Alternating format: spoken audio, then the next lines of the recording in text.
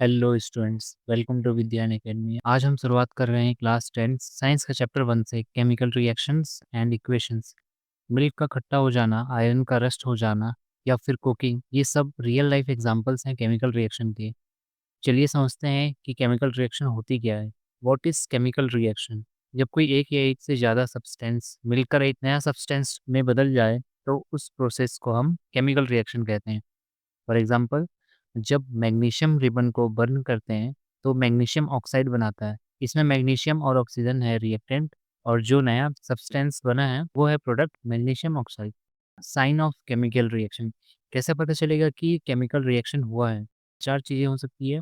पहला, colour change होगा। दूसरा, टेम्परेचर चेंज होगा, हीट रिलीज या एब्जॉर्ब होगा या गैस निकलेगी। रिएक्शंस को लिखने के लिए हम यूज़ करते हैं केमिकल इक्वेशंस का, जैसे magnesium plus oxygen equals magnesium oxide. इसे हम लिखते हैं Mg plus O2 equals to MgO। लेकिन ध्यान रहे, इक्वेशन तभी वैलिड होती है जब वो बैलेंस्ड हो। बैलेंस्ड का मतलब हर एलिमेंट के एटम्स दोनों साइड में सेम होने चाहिए, रिएक्टेंट्स और प्रोडक्ट्स दोनों साइड। जैसे iron plus H2O equals to Fe3O4 plus H2, ये अनबैलेंस है। बैलेंस करने के लिए 3Fe plus 4H2O equals Fe3O4 plus 4H2O। इसे बोलते हैं हीट एंड ट्रायल मेथड। आपको ट्रायल करना होता है to balance the atoms. Types of reactions, अब बात करते हैं रिएक्शन के टाइप्स की।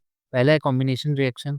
इसमें दो सब्सटेंस मिलकर एक तीसरा सब्सटेंस बनाते हैं, जैसे कैल्शियम ऑक्साइड और वाटर जब मिलाते हैं तो वो CaOH होल ट्वाइस कहते हैं। डिकम्पोजिशन रिएक्शन, डिकम्पोजिशन रिएक्शन में एक सब्सटेंस मल्टीपल सब्सटेंसेस में डिवाइड हो जाता है।